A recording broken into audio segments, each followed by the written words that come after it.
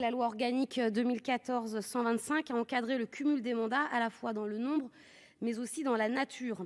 Dans la limite de 2 mandats, un député ou un sénateur peut toutefois être élu au sein d'un conseil municipal, départemental, régional, sans bien évidemment exercer de fonction exécutive.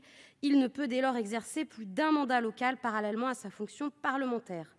Si l'article L. 141 du Code électoral précise que le mandat de député est incompatible avec l'exercice de plus d'un des mandats énumérés ci-après, conseiller régional, conseiller à l'Assemblée de Corse, conseiller départemental, conseiller de Paris, conseiller à l'Assemblée de Guyane, conseiller à l'Assemblée de Martinique, conseiller municipal d'une commune soumise au mode de scrutin prévu au chapitre 3 du titre 4, aucune mention n'est faite de la métropole de Lyon.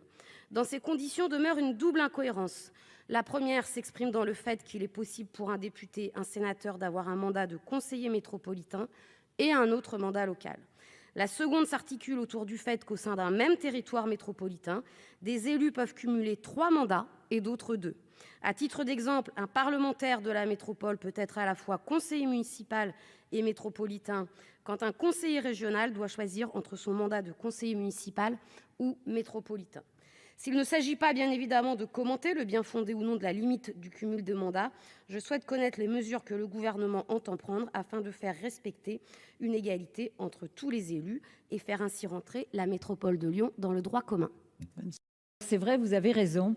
L'article LO 141 du Code électoral fixe la liste des mandats locaux incompatibles avec celui de député, auquel ne figure effectivement pas celui de conseiller de la métropole de Lyon.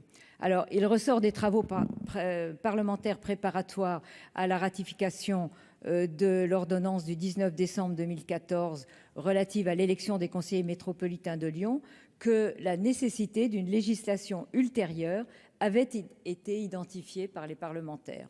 Cette ordonnance précisait les modalités d'élection des conseillers métropolitains en application de la loi de modernisation de l'action publique territoriale et d'affirmation dite des métropoles, la loi dite MAPTAM, qui a créé la métropole de Lyon.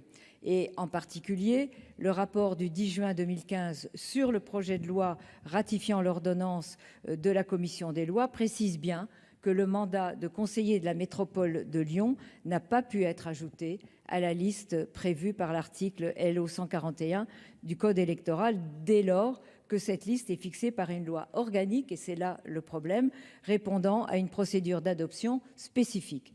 Alors cette situation, vous l'avez souligné, elle a par conséquent vocation à être rectifiée à l'occasion d'une prochaine loi organique, mais oui, d'une prochaine loi organique portant des dispositions de nature électorale ou institutionnelle.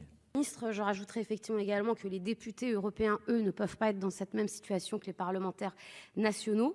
Je crois qu'il est en tout cas important que nous puissions, compris dans le cadre des travaux qui est fait ici au Sénat sur l'évaluation de la métropole de Lyon, puisque vous l'aurez compris, ma question va bien au-delà de simplement de la question du nombre de mandats pour les élus de la métropole, en tout cas soit de maintenir cette métropole, mais en tout cas de la faire rentrer dans le droit commun.